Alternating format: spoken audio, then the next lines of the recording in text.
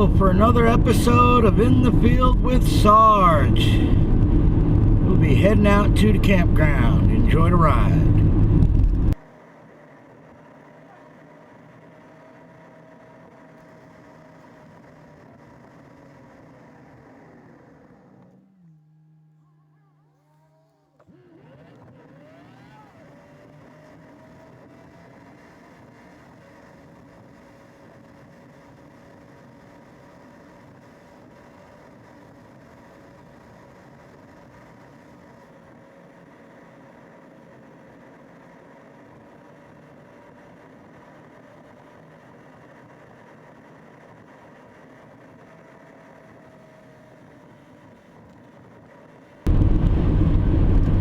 Backcountry road, bumpy as shit.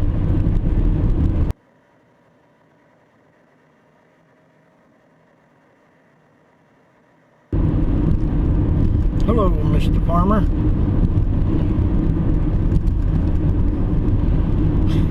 Whatever that was.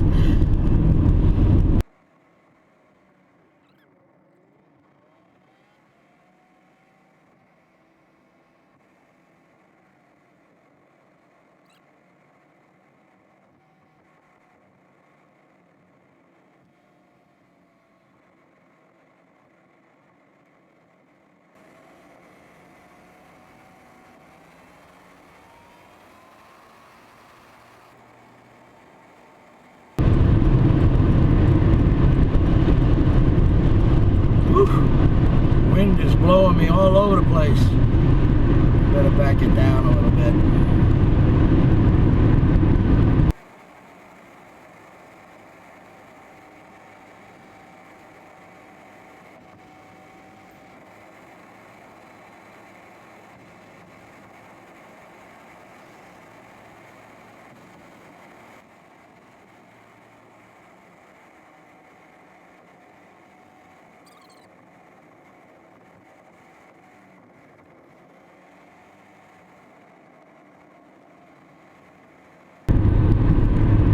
A little bit further.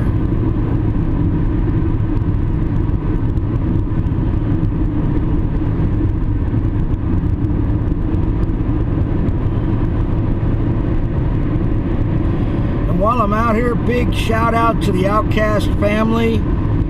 That's Little Miss Magnet, Northants Magnet Fishing, Peaky Dippers Magnet Fishing, Peaky Diggers Magnet Fishing, and Rusty Nutz, Two Girls in a Zoo, In the Wild with James Walters, From the Mind of G. Thank you all for all your support, your kindness. I really appreciate it. Without your help and your encouragement, I wouldn't be doing this.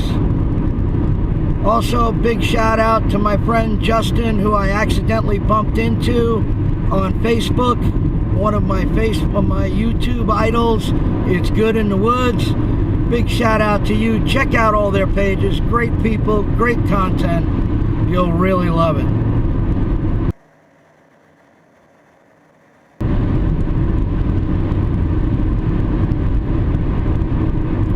There you go, $2.89 for a gallon.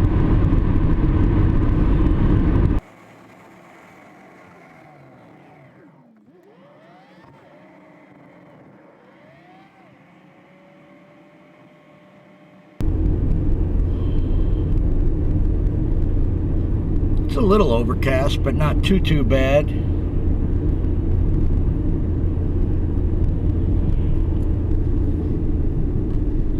You already start going through your lists of things that you've already forgotten, but it's all good.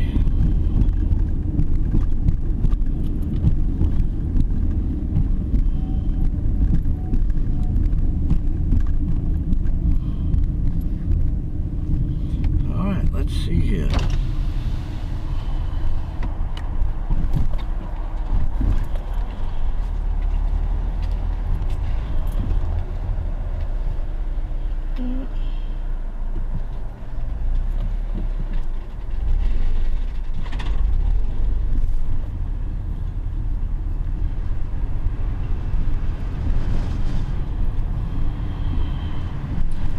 he gave me the thumbs up, told me to go on, so we're gonna go.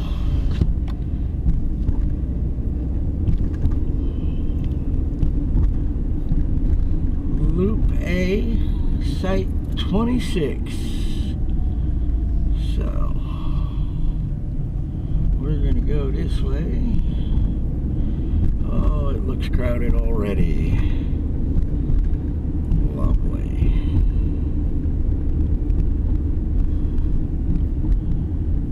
All right.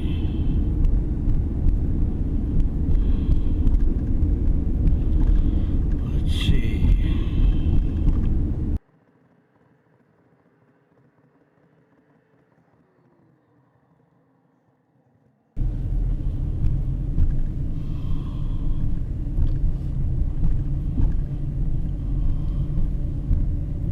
Boy, I hope a lot of these people are moving out, because it's about checkout time too. They should be further away from all these people though. I hate this kind of camping, but when you can't get up top because of the snow, this will work.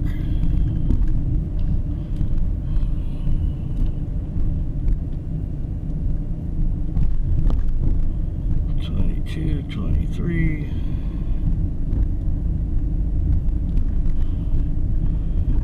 25 and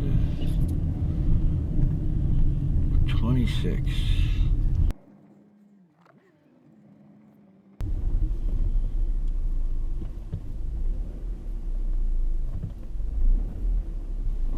Bunk. All right, we're here. All right, so here we are back at Island Acres, and we've got a little bit of a lean-to here, and then we've got a barbecue grill here, fire pit, which I've already started with some of the wood.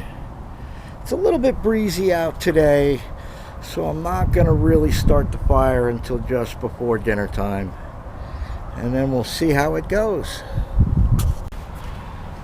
Alright, so here we are set up in the shelter. I'm going to go ahead and get my camp set up. I've already got some of the gear out and got my wood together for the fire. Now I'm going to do something, I don't know if it's allowed here, but I am going to run my hammock underneath this shelter from there to there. And I think the heat from the fire will keep me warm along with the other equipment that I have. So let me go ahead and get set up, and we'll show you what it looks like when we're done. All right, so we've got the Zoo Papa Wilderness Camping Survival Hammock with my homemade underquilt, which is nothing but a poncho liner with some elastic strapping on it. Of course, it's adjustable. And I've got the Climate V in there. I do have a sleeping pad underneath it to help with some of the ground coldness that comes up at night.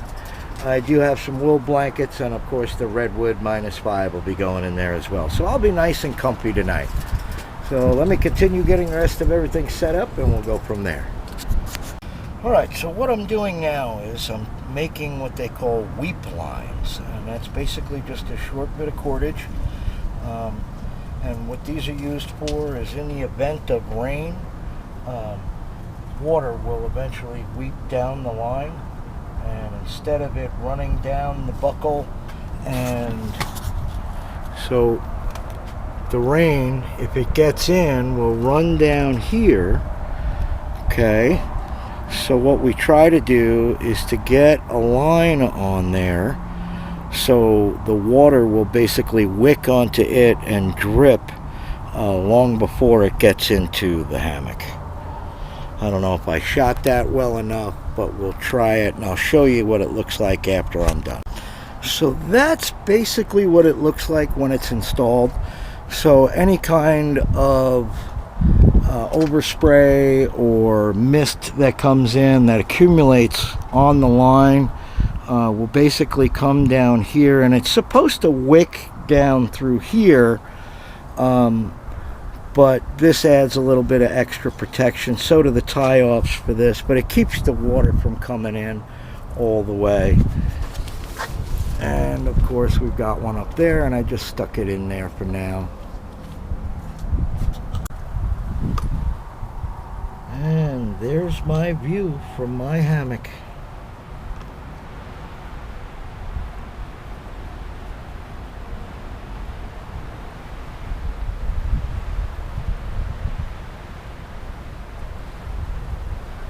Isn't that something? All right, and there it is. We're all set up, ready for this evening. And we got the grill here.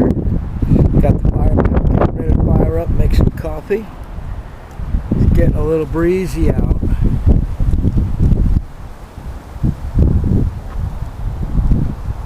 And here comes the ranger. Guess he's checking to make sure everybody that's paid is here and people aren't trying to camp here or boondock for free. There's the interstate. That'll get quiet tonight. Look at all the way up there. I think I'm going to hike across the street and go to the foothills of that. It's either that or I'm going to come over here and I'm going to go this way across and then see what we got going on, especially over there. Alright, so let's head on over to the river.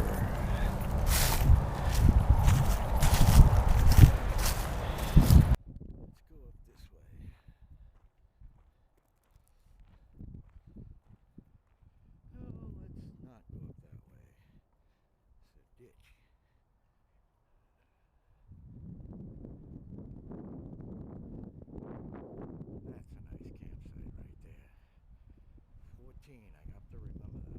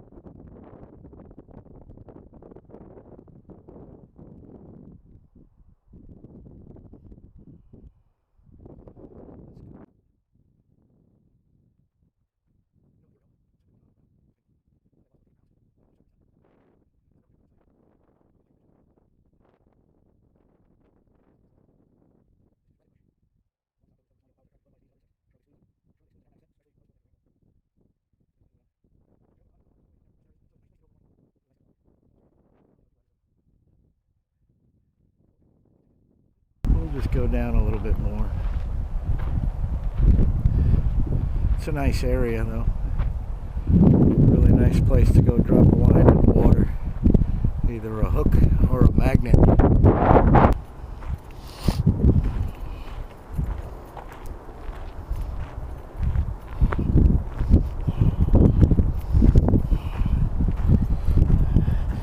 Now this park has a strict regulation. You can't tie anything to a tree, because if you could, I would be down there in my camp. This talks about the Indian rice grass. This bunch grass is important to animals and humans alike. Bighorn sheep, deer, jackrabbits, and many birds feed on the seeds. Native Americans use the seeds as a food source, grinding them into flour to make bread.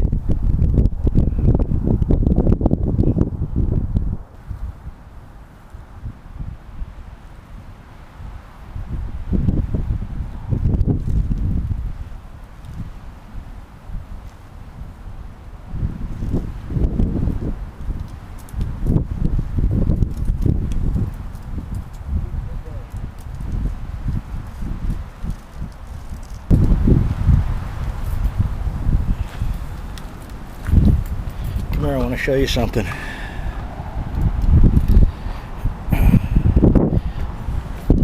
Now,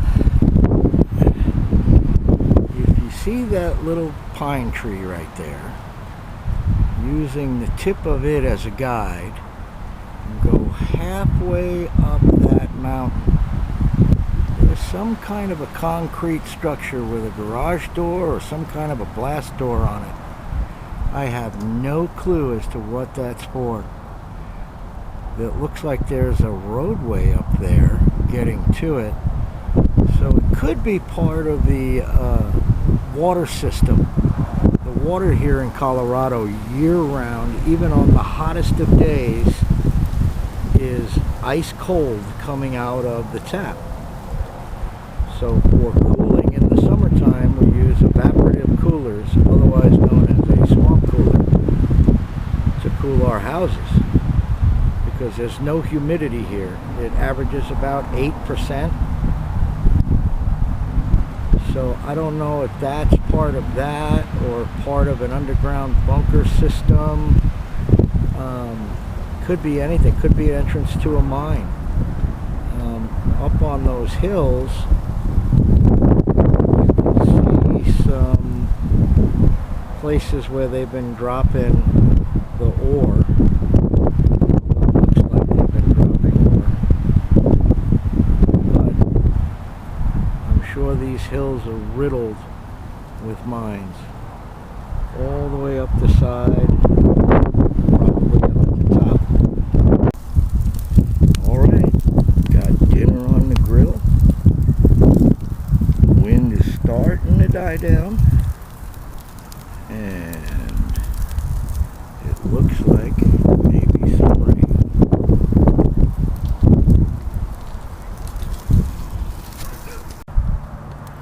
Alright, dinner's just about ready. Got an extra steak, met some really nice people out here. It's starting to get dark.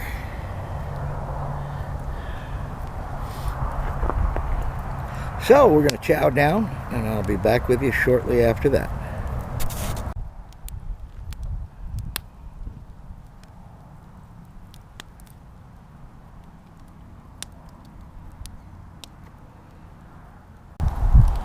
Alright, so we're going to have a beer, and we're going to toast to the OutKast family. We're going to toast to my 5th grandchild, Colton, who was just born recently. And we're going to toast for our brothers and sisters who aren't here tonight. So, here goes.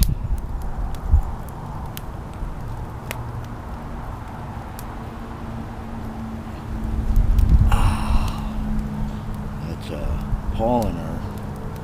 It's a German Hefeweizen. Paulander.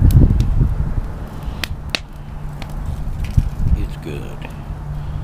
I love wheat beer.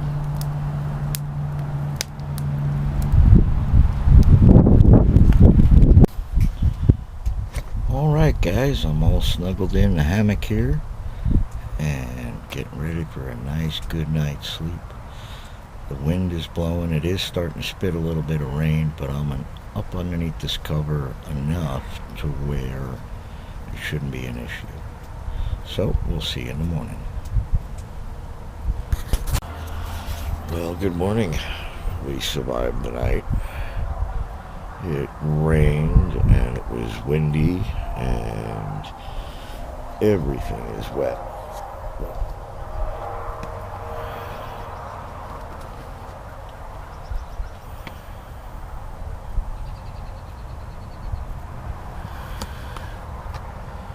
That makes it all worthwhile. Well, we're going to get up, make a fire, get some breakfast, get cleaned up, and head on out. So, thanks again for watching, and we'll talk to you soon.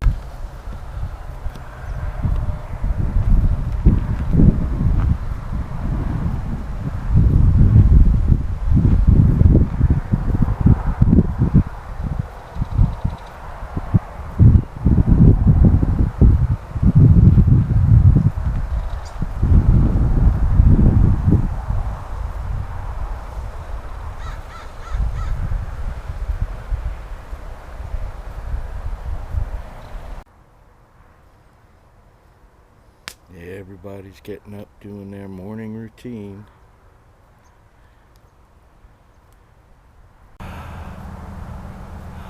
Look at that. So beautiful. Cleanses your soul to be out amongst this. It really does.